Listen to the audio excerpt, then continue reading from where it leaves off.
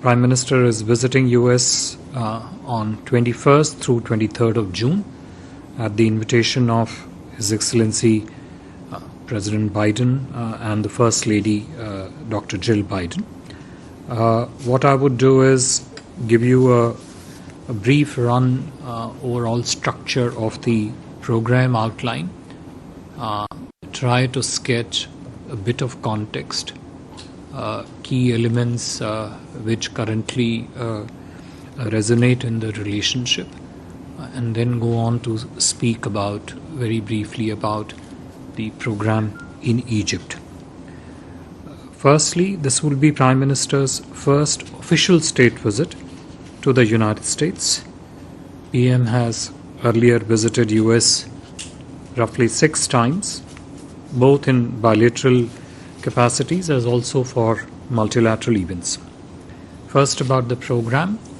The first leg of his program in the US is in New York, which starts on the morning of the 21st with celebration of the International Day of Yoga at the UN headquarters in the morning of the 21st. You would recall that United Nations General Assembly had adopted a resolution proclaiming June 21st as the International Day of Yoga. While in New York, Honorable Prime Minister will also meet a cross-section of prominent personalities and leaders. From there, he departs for Washington on 21st itself, where his program for the Washington leg commences. On the first day of his arrival in Washington, D.C., on 21st, the first key engagement would be an event that is focused on skilling for future, which essentially would try to bring out the key complementarities and the objectives that both systems seek to promote and achieve in the field of skilling and capacity building.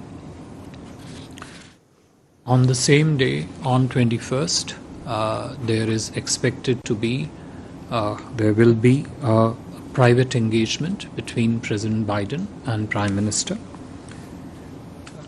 On 22nd June, which is the second day of the program in Washington, that's the day of formal bilateral meetings, essentially would have 4 or 5 key components.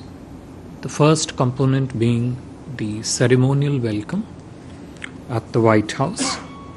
The second component being a set of bilateral meetings between the two leaders as also the accompanying delegations. The third component is Honorable Prime Minister's scheduled address to the US Congress and the congressional reception thereafter. And the concluding component for June 22nd would be the ceremonial state dinner hosted by the Honorable President and the First Lady in honor of Prime Minister Shri Narendra Modi. The day 3 of the Washington leg, which is June 23rd, Prime Minister's program again would have 4 or 5 key components. The first being his interaction, one-to-one interaction with select CEOs spread throughout the day. Thereafter, Prime Minister will also be hosted by the US Vice President and Secretary of State Anthony Blinken at the State Luncheon, which is part of the official state visit. Prime Minister will then interact with prominent professional personalities as also leaders from cross-section of the society at an event at the Kennedy Center. Prime Minister's last engagement in Washington, D.C. will be an interaction with the community leaders immediately after the Kennedy Center event, whereafter the Prime Minister will depart for Egypt. In terms of substantive context of the US visit, if I could just take a minute to highlight some of the key components on which we will continue to speak to you in coming days as the visit unfolds, and depending on Honorable Prime Minister's interaction day to day during his visit to the US. The first is a milestone in our relationship between the two countries. You heard Honorable External Affairs Minister say yesterday, it's a very significant visit, very important visit, a visit on which there is a genuine and widespread deep interest in the United States. Two, the visit is very rich in both form and in substance. Three key component would be the leadership connect during the visit between the two countries. Four, naturally, an important element of the visit will also be discussion on the bilateral relationships, the line of effort, the objectives that we set for ourselves in terms of looking at next series of transformative agenda items in years ahead. And in that, I guess the effort would also be to build a network in which these new domains of partnership could be properly positioned. I must mention here that Honorable Shri Narendra Modi ji would be among the rare few leaders, world leaders, to have been accorded the honor to address the US Congress more than once. Clearly, another key context which has always continued is a strong and widespread degree of bipartisan support in the US Congress to the strengthening of this relationship. In terms of key elements of the relationship, many of which would feature very prominently during this visit. One, of course, as I said, is the political connect at the leadership level, high level of and very intense level of political exchanges has been one of the key features of our relationship. Just within this month, we have had 3 very high-profile visits from US to India, including of most recently, which is the National Security Advisor of the US, Jake Sullivan. Prior to that, Defense Secretary of the US, Excellency Lloyd Austin. And we also had the privilege of hosting Secretary of State Blinken earlier this year. The second key component which has been a very strong pillar of our relationship has been strong trade and investment partnership. Whether you look at the quantum of bilateral trade touching close to $200 billion or the strong flow of capital on both sides. 3, the technology component. And technology component interfaces with many other domains. So technology itself interfaces in the telecom area, in the space area, in the manufacturing domain. Also, a lot of it also as a triangulation of technology, manufacturing, and investment. A lot of this translates into that. Within the technology realm, the critical and emerging technologies has been the most recent area of focus, an area which presents itself with really very exciting opportunities for bilateral engagement in months and years ahead. The next key component which will also be showcased prominently during the visit is the bilateral defense cooperation. It has been a critical pillar of our engagement, and within that a new element this year we expect during this visit we expect is the progress on defense industrial cooperation roadmap, which essentially takes us on the path of how the defense industries on both sides can partner closely, both in not just in the field of co-production, co-development, but also do it in a manner that the supply chains on both sides in this field, the industrial ecosystem broadly speaking in the field of defense, could talk to each other, could cooperate with each other far more intensely.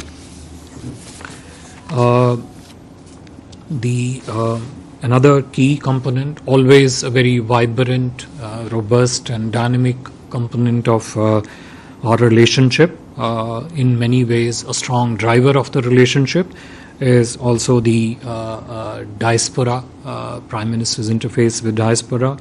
We have close to 5 million strong Indian diaspora in the US, which contributes enormously and very richly to the growth, the substance and the strength of the relationship. Another key element, part of it, I referred to in my early on in my remarks, is the whole domain of skilling and mobility. In some cases independent, in some cases linked in that regard. Those would be the broad outline contours of Honorable Prime Minister's visit to the US in terms of the program, the context in which the visit is taking place, key elements not just of the relationship but also which will feature prominently during the Prime Minister's visit.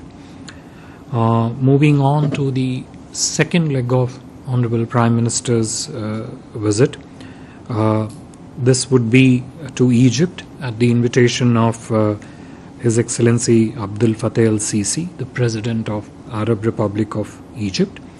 The state visit to Egypt will be on June 24-25. It is worth mentioning here that this will be Honorable Prime Minister's first visit to Egypt, and I might also mention that this would be the first official bilateral visit of the Indian Prime Minister to Egypt since 1997. There have been visits in between, but they have mostly been for the multilateral or plurilateral events. You would all recall that most recently the Egyptian president had paid a state visit to India when he graced our Republic Day earlier in the year as the chief guest.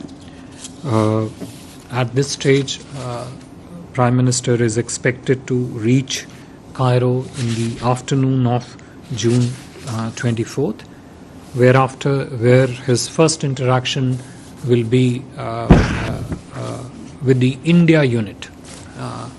This unit is a select unit of high-level ministers, which the Honorable President of Egypt had constituted after his return from India. I think it was in March sometime that it was constituted. So Prime Minister's first interaction will be with this unit. I must mention here that over the last several months since the visit of the President of Egypt, we have seen intense level of ministerial level political exchanges between the two countries. External Affairs Minister himself, Honorable Raksha Mantri ji and Minister of Environment have travelled to Egypt. We have had similarly at least 3 to 4 ministers from the Egyptian government who have visited India. Even as we speak, a ministerial level delegation led by the chairperson of the Suez Canal Authority is in India. Clearly shows you the extent of very sharp focus that both India and Egypt are placing on strengthening all aspects of their relationship. After that interaction with the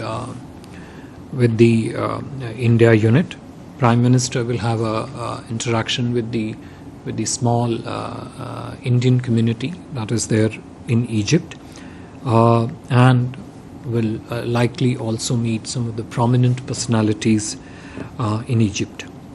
His next day will begin with a visit to Al-Hakim Mosque. It is the 11th century mosque which was refurbished, renovated by the Bohra community, and the visit to Al-Hakim Mosque will be followed by a visit to the Heliopolis War Grave Cemetery to pay tribute to the Indian soldiers who made their supreme sacrifice fighting for Egypt during the First World War. Prime Minister will have official engagement at the Presidency of Egypt, including bilateral talks with President of Egypt and signing of various MOUs and agreements on that day. Thereafter, Prime Minister would return to India. Just a brief few words on the key elements of substance. I just referred to the intense level of political exchanges. I must also add that most recently the Grand Mufti of Egypt was in India on a very successful visit. As you all know, Egypt has also been invited as a special guest during the India's G20 presidency. This is a very quick reciprocal visit coming just within 6 months of President Sisi's visit to India. We do expect and are confident that the visit of Honorable Prime Minister of Egypt will not just ensure continuing momentum to the relationship between our two countries, but will also help it expand to new areas of trade and economic engagement between our two countries. I would stop here, and if there are any questions, we'll try and take them. Thank you. Thank you very much. Sir, the ground rules, please introduce yourself and the organization that you represent. I know there will be a lot of interest, so we'll try to also limit the number of questions because Foreign Secretary has other engagements. Let me try to start with you there. Yeah. Secretary, good morning. Rishabh from Times Now. So, two questions. One, there are reports that Indian Prime Minister has written to G20 counterparts regarding African Union. I'm coming to this topic only. African Union thing. Will that be discussed in US? What will be discussed in the US? African Union permanent membership to G20 that Prime Minister has written. Okay. And so if we can have some details of CEOs who will be meeting Prime Minister in United States. CEOs who is meeting? Prime Minister is holding meetings with the CEOs. Yashi, you had the same question. Next, there was another hand. Yeah, go ahead. Microphone.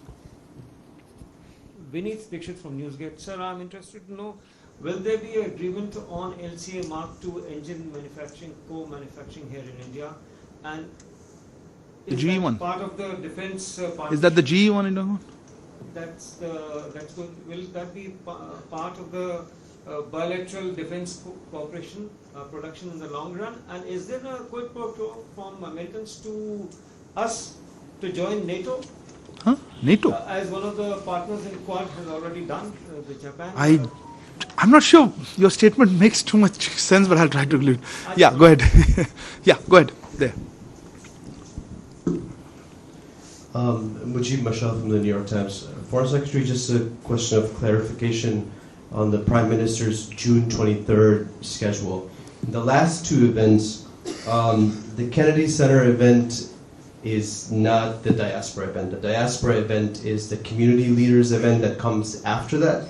And can you tell us a little bit about the sort of the scale of the diaspora event? Is it going to be similar to the one during Prime Minister's last visit, or is this a more selective interaction? Thank you. Yeah, please. Sir Vijayalakshmi हूँ India TV से. आपने अपने वक्तव्य में bilateral defence cooperation की बात की है और क्रिटिकल पिलर हम दोनों के रिश्तों में बताया. तो किन किन डिफेंस मसौदों पर इस विजिट के दौरान चर्चा या हस्ताक्षर हो सकते हैं? आउटकम्स की पूछना. एक और लास्ट हैंड. या one second. Hi, Smita Sharma, work independently. Foreign Secretary, we are hearing reports that some members of the US Congress, including Democrat lawmakers, will possibly issue statements on issues of human rights, and there are some protests that are being planned during the visit. Has India taken this up with the other side? And the issue of Myanmar and the increasing civil war. I didn't get your question. What is your question? There are reports that people will write letters, we should take it up in advance. That doesn't make sense.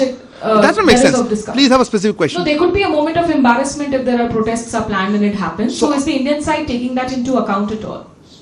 What is your question? There are planned protests during the Prime Minister's visit on issues of human rights, including some Democrat lawmakers who have suggested they will be issuing statements. Okay, fair enough. Does India have a view of this? And on the Myanmar civil war situation, which seems to be worsening, because that's one area where India and US definitely do seem to have a different position. Is that something that's going to come up in talks? Yeah, I think we'll hold for that.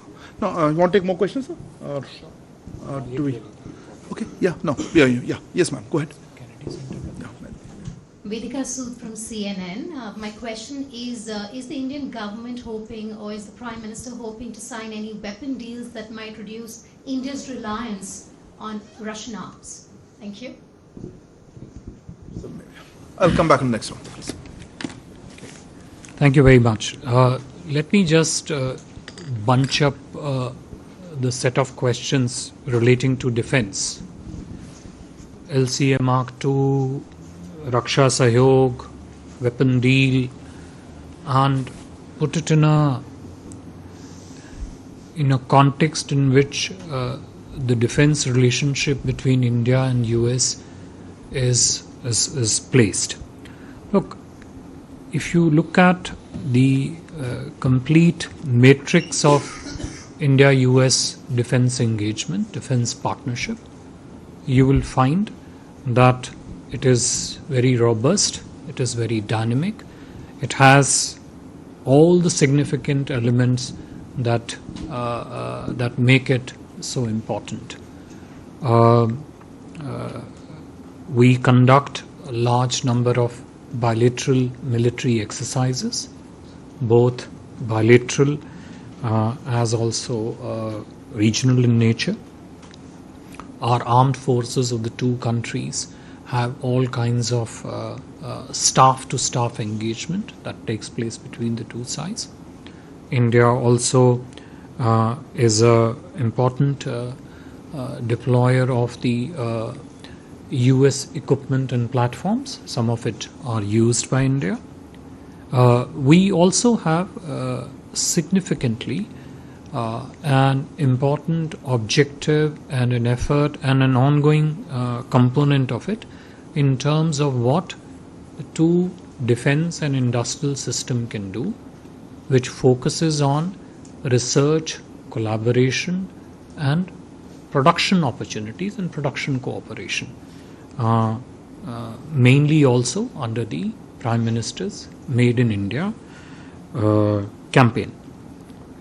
So if you look at the defense partnership, and I mentioned it in my remarks, that the defense industrial production roadmap that the two countries have been discussing for some time, and which would hopefully be one of the very key outcomes during this visit, essentially focuses on all aspects of defense co-production, co-development.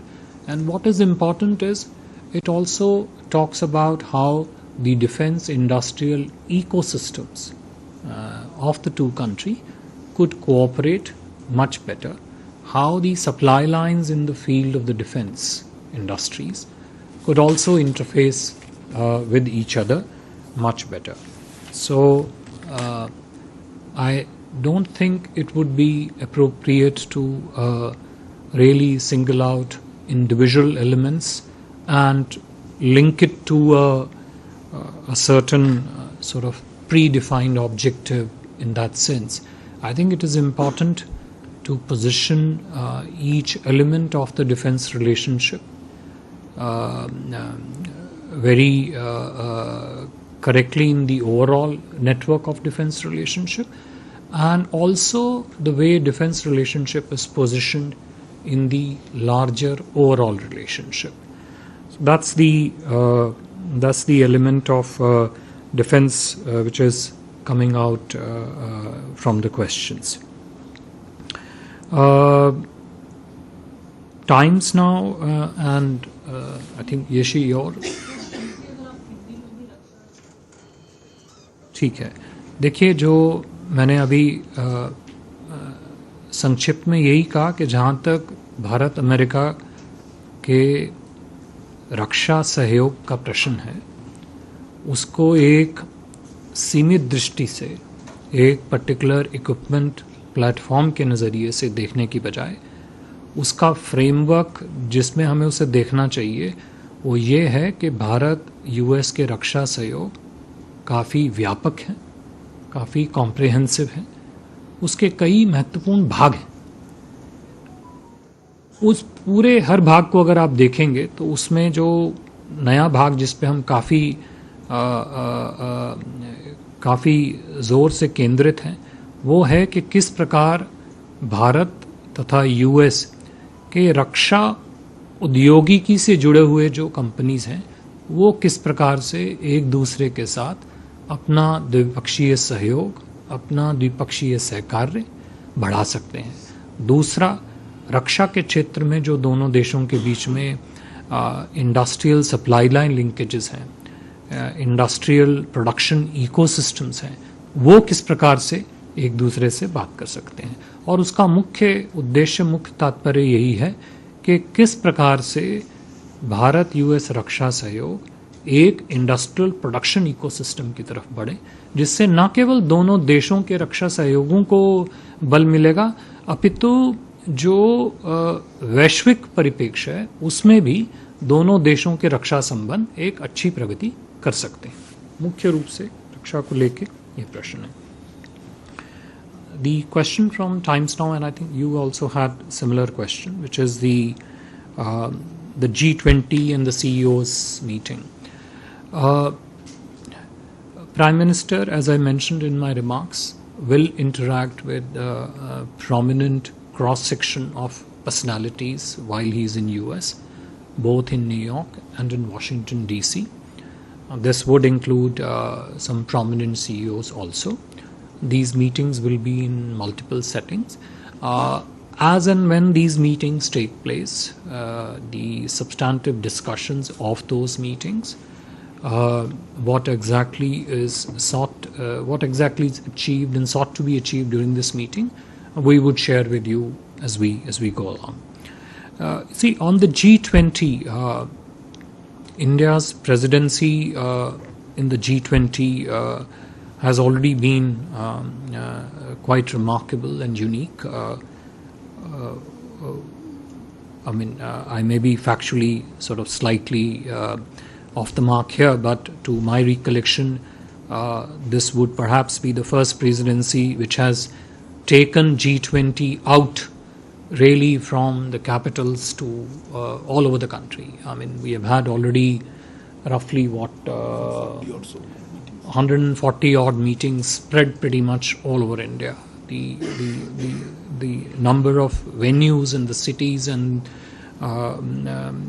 places in the country that we have used is just shows the extent of commitment that India has to ensure that G20 travels far and wide within the country.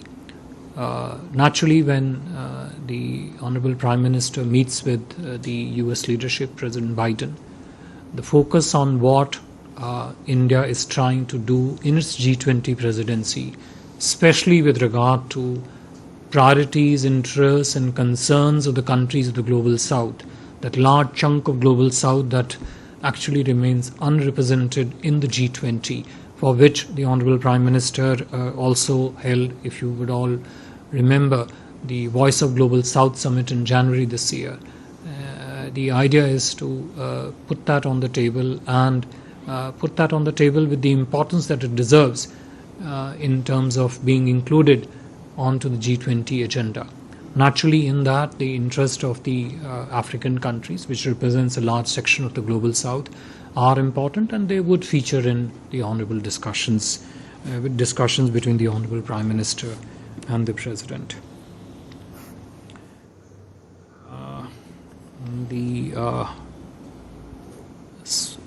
NATO, I guess. Yeah, I'll come to that. I think,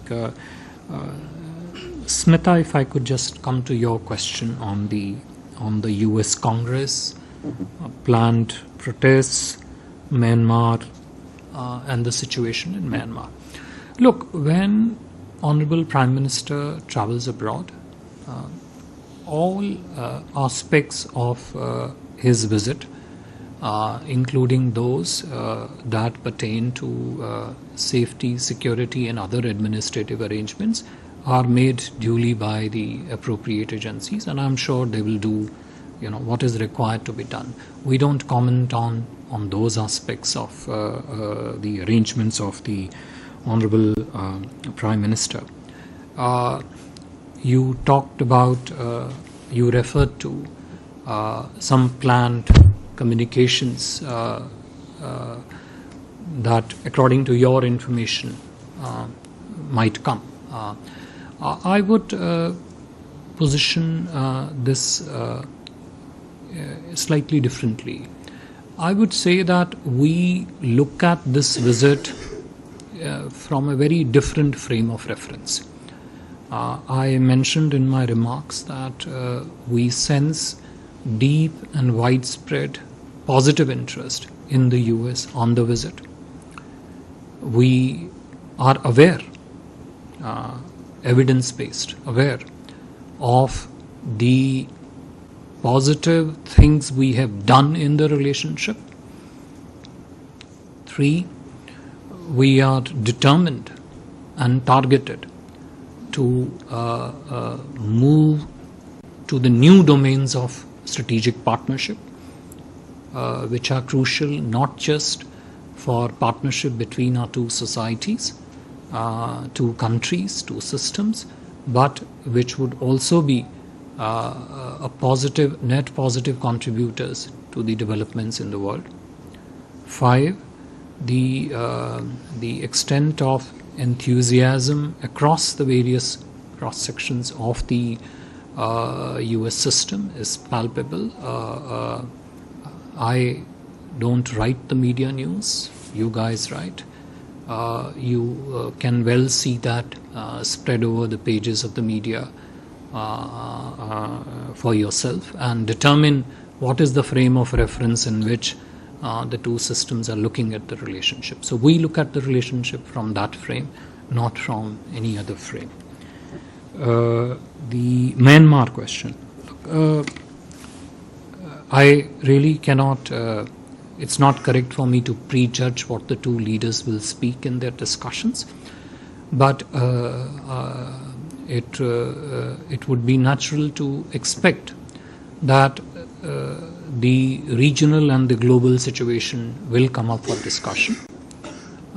During that, as I said again, it is not correct for us to frame the agenda of discussions between the two leaders in that sense. But on Myanmar, I think our position has always been very clear, and the US side appreciates that position. Let's not forget that we have a large border with Myanmar. Myanmar is our neighbor.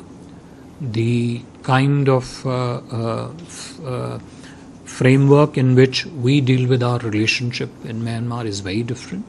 We have continued with our extensive humanitarian assistance and development cooperation with Myanmar, even during the times that Myanmar was troubled, so to speak. So from our perspective, our position on Myanmar has always been very clear. We being a neighbor, we always try, we wish, and we make an effort in that direction that the country remains peaceful and stable. But Myanmar is our neighbor, and we, as a result, have continued with our, as I said, humanitarian assistance, development partnership, capacity building programs, etc. With Myanmar.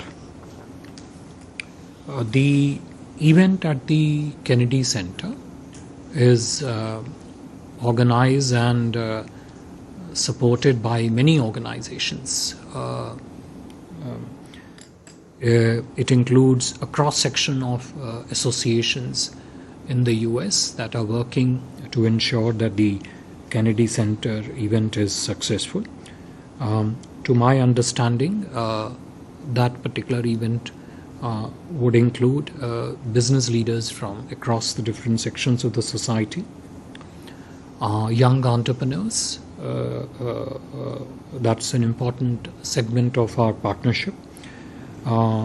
Think tank members from across the United States, the young Indian Americans, Indian American leaders. So it's a more cross section of the participants that would be in that Kennedy Center event. Reagan Center event, which you refer to, is organized by the community. Let me just add a word which I had a chance to share with some of the friends from the media that and I mentioned it in my remarks. The Indian community, Indian diaspora in the United States, is really one of the strongest anchors of the relationship, if you were to say, and also drives it, gives it that crucial positive substance and momentum to the relationship. And as a result, you would have noticed that Honorable Prime Minister have always given it top importance to interface with the community leaders. The settings have kept changing. The parts of the US have kept changing. But the enthusiasm, the energy, the dynamism of the community is something which is very dear and is a top priority for the Honorable Prime Minister, and he makes it a point to connect with that critical segment of our relationship, which is what he would do at the Reagan Center also. On the NATO question, which was kind of, I think our External Affairs Minister has already sort of clarified our position on this, and I think he has said this is not a template that suits us, so I don't want to add anything more to that. Do you have any other? Thank you, sir. Kallol, one second, I'll come back to.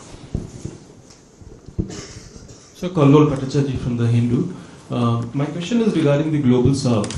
When you held the Global South Summit earlier this year, the impression that we got was that India is the leader of the Global South. When you held means? I mean, when you means the government of India, that is. All right. I thought you, when you said we to you quickly, I was a little surprised. So when the government of India organized the Global South meeting, we got the impression that India is the leader of the Global South. Now that you are pitching for the leadership and the inclusion of the African Union in G20 and also saying that the Global South is not represented at G20, are you indicating that you don't want to shoulder the responsibility of the Global South and that you want to divide the responsibility of leading the Global South with other members of the Global South? Hold on. Sorry, I normally don't interrupt a question, but this one sounds more towards a thesis question. It has to be specific to Prime Minister's visit to the US. Maybe we'll have one response indirectly, but I'm not sure what you meant. I couldn't understand it. Parikshit. Parikshit from CNBC. On the question of critical and emerging technologies, there's been some very intense negotiations between India and US on semiconductors. Even the US NSA had said that there will be a big announcement on chips. So could you give us a sense of one? whether there is- Pause. He was, NSA said that, asking us, you're not asking him. No, I just Which wanted way to is this ask- conversation I going? wanted to ask if there is a private sector investment that will be announced, and if there is a collaboration between India and US on semiconductors between the industry and government, what will that entail, sir? Okay. Abhishek. So Abhishek Kapoor from Republic TV. US NSA, in fact, in Tokyo mentioned that in some ways the India-US relationship is now more important than the US-China relationship. A week before that, we had Kurt Campbell, advisor on Indo-Pacific, saying that the India-US relationship is going to take an escape velocity. What kind of orbit we are looking at? I just wanted to understand the New Delhi view, these kind of words coming in from the US establishment, really the red carpet. How does India see the trajectory going? Is there a 10-year plan, 20-year plan? Neeraj. No. Sir Neeraj हूँ news 18 India से। प्रधानमंत्री के दौरे के दौरान अमेरिकी राष्ट्रपति से चीन और पाकिस्तान के संदर्भ में किन किन मसलों पे चर्चा होगी? ये बहुत जनरल क्वेश्चन। एनीवे ठीक है। Shrunjay, all the times now had a question, but anyway, I'll give you Shrunjay. So very specifically, will the Indo-Pacific, particularly the increasing American deployment in the South China Sea area and also in the IOR and also cross-border terrorism, will those issues come up in the 3 meetings PM is having with President Biden? Last question of this round, I think behind you. Yeah, John, FT. Yeah, thank you for the briefing. I'm not sure I'm going to get anywhere with this, but if it was possible to get the names of some of the companies whose CEOs the Prime Minister will be meeting with, that would be amazing. I think, Foreign Secretary, to answer that question, we'll share that with you closer to the date. It's still a few days ago, but I'll let Foreign Secretary answer. So, can I hand over the mic? Thank you. First of all, to the question from Kalo, I think we organized, there is no you or me in this, we organized, Prime Minister hosted the Voice of Global South Summit. Look, I'll just repeat what Arindam said. I mentioned about the Global South in the G20 context, and what I said was that the priorities, concerns and interests of the Global South, Prime Minister, if this issue comes up for discussion, will speak about those. We have spoken about those, and we have spoken very extensively about those, and we have tried to include as much of those priorities as we can into the G20 agenda. Naturally, we, as part of the G20 presidency, we focus on priorities that are essentially development-oriented, that fit in well with the ecosystem of developmental priorities of other countries. But having said that, we do realize that countries of the Global South have their individual concerns, interests and priorities. And it is only fair to include at least those priorities, interests and concerns where membership may not be represented in the G20 setting. That's the reference I was making to in response to the question that came up. Parikshit, to your question on the semiconductors and what exactly it entails. Look, I will position what India and US are trying to do in the field of semiconductors, in the field of telecommunications, in the field of entire set of technologies that fall in the rubric of critical and emerging technologies.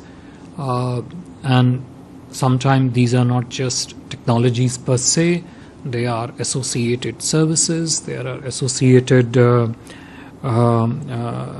technology templates that move with it. The entire rubric of those discussion naturally focuses on what the industry on both sides, what some of the research institutions on both sides can collaborate on. The options are extensive. The discussions are again wide and deep. And what comes out of these discussions in terms of specific achievements. As I said, we will share with you as the program of Honorable Prime Minister's visit unfolds. But one thing is very clear, that the technology relationship between India and the US is a very rich segment of our partnership, and that is a segment on which we are looking to make substantial progress in months and years ahead, including focusing on some of the technologies that you mentioned. There are others also which are there.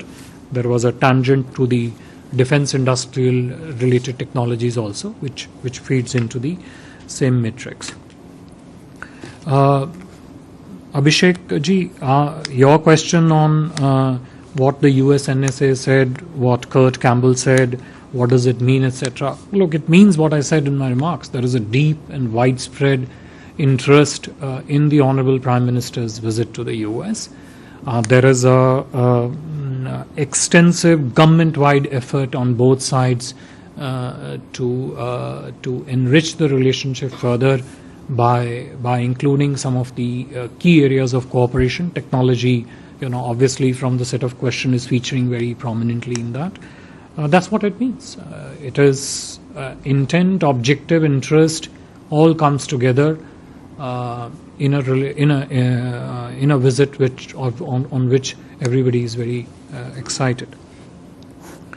Neeraj ji, जैसे मैंने पहले भी कहा कि माननीय प्रधानमंत्री जी और US के राष्ट्रपति आपस में वार्ता का क्या एजेंडा रखते हैं, ये तो कहना हमारे लिए संभव नहीं होगा, मगर क्षेत्रीय और वैश्विक हर वो मुद्दा जो महत्वपूर्ण है दोनों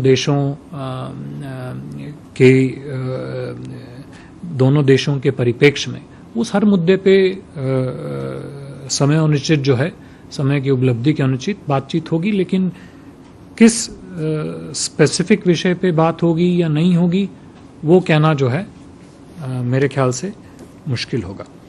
I will Shinjoy, your question I'll partly link to what Neeraj also asked, which is the Indo-Pacific. You refer to the cross-border terrorism issue. There are other challenges which feature in the larger safety and security domain. I would say that, as I said, when the two leaders meet, they would obviously focus on things which are of larger strategic importance to them, whether they are in the regional context or in the global context. But it's not, that is that's for the leaders to decide and for them to discuss. And the FTA, I think we answered the question. Can I change? Which of the CEOs is meeting? Yeah. To the question from the Financial Times, as I just mentioned earlier on also,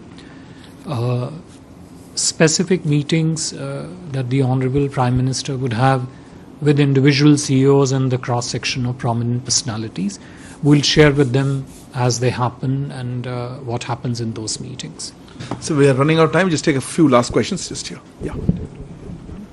Hi sir, I'm Siddhant from CNN News 18. Sir, we have seen that when cases of separatist groups were increasing in Australia, Prime Minister had intervened and perhaps that has made the government to act against those groups. Can we expect Prime Minister to flag off the issue of separatist groups in USA? Because our own consulate was attacked, then there was a temple attack in Texas. So can we have this issue being raised by the Prime Minister? Thank you. Yeah, next, please. Sir मैं मनीष हूँ TV 9 Bharatvarsh से.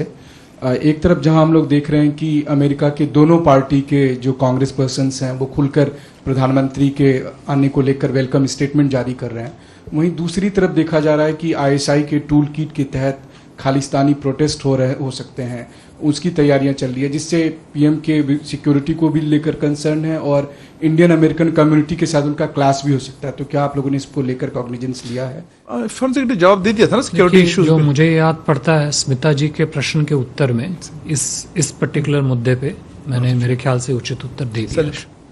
Quickly Salisha, microphone. या So I'm Shailesh from National Defense. As Foreign Secretary, I want to know your view about PM Modi's visit to US, how it would help balancing Indo-Pacific, particularly in view of the statement made by Mr. Mike Collins that China is a big enemy, and State Secretary visiting China and had a marathon meeting with. I do think we answered the question in detail. You're not adding anything new. Okay, Huma, please. Sir, I'm Huma Siddiqui from the Financial Express. Just wanted to understand how many agreements will be inked in Egypt, and if there is any, would there be any announcement related to space and defense cooperation in the Egypt?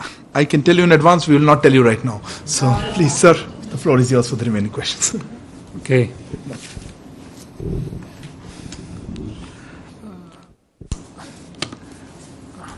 To your question on the